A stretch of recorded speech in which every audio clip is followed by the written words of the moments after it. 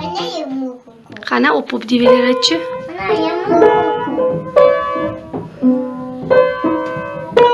Op diyeler ayet kızım. Sen nasıl kitap koydun bunda kızım? Armançık kitabı koydun. Anan.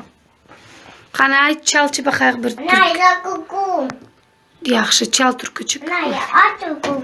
Oy kuku. Yeter. Kana böcekleri çalçı böcekleri bakayım. Anne iki sa. İki. Ana abartıyor. Kapat. Ya da patu. Kana böcecik. Mana. Mana. Kurdum.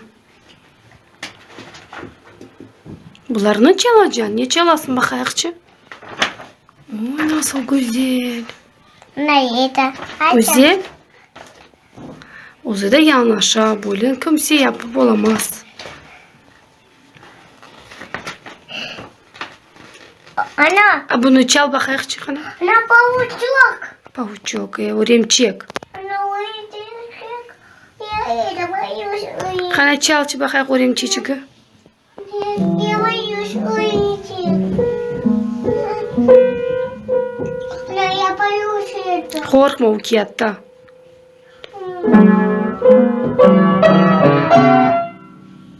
Ya gomka.